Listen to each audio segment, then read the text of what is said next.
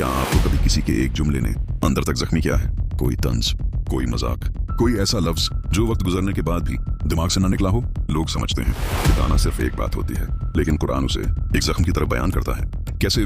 आइए समझते हैं। बिस्मिल्लाहिर्रहमानिर्रहीम। अस्सलाम वालेकुम। अरबी में तान का मतलब होता है किसी को नेज़े या नौकीली चीज से जख्मी करना, और कुरान में इसी मानी के करीब दो अल्फाज आए हैं, हम्स और लम्स। हम्स यानी किसी को कुछ चबूना, जैसे किसी को इशारों से, लफ्जों से या मजाक के जरिए कोई बात लगाना, और लम्स यानी जानबूझकर किसी की ऐब तलाश करना, इसकी कमजोरियां बयान करना और लोगों के सामने उसे छोटा साबित करना।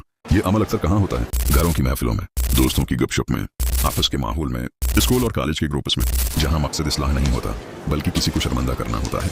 कभी किसी के कपड़ों पर तंज, कभी शक्ल पर, कभी गुर्बत पर, और कभी उसके गुनाहों पर। और अफसोस की बात यह है, कभी कभी यही काम वो लोग भी करते हैं जो खुद को बहुत नेक समझते हैं। अगर उन्हें रोको तो फौरन कहते हैं गलत काम करेगा तो लोग बात तो करेंगे। इनसे मेरा सवाल यह है, क्या अल्लाह ने तुम्हें लोगों के गुनाहों का हिसाब लेने वाला बनाया है? कुरान में अल्लाह फरमाते हैं, सूरह अल-हमज़ा, हलाकत है हर उस शख्स के लिए जो ताना देता और ऐब निकालता है।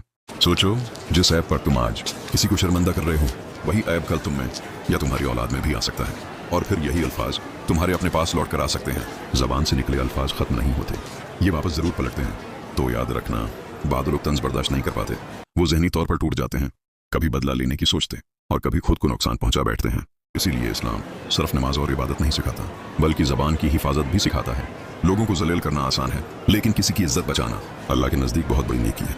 तो अगली बार किसी पर तंज करने से पहले सिर्फ एक सवाल खुद से पूछना, अगर यही अल्फाज मेरे लिए कहे जाते तो मुझे कैसा लगता? इस वीडियो को उन तक जरूर पहुंचाएं जो बहुत ज्यादा ताने देने का आदी हो। अल्लाह पाक हम सबको दूसरों की इज्जत करने वाला और अपनी जबान को काबू में रखने वाला बनाए। आमीन।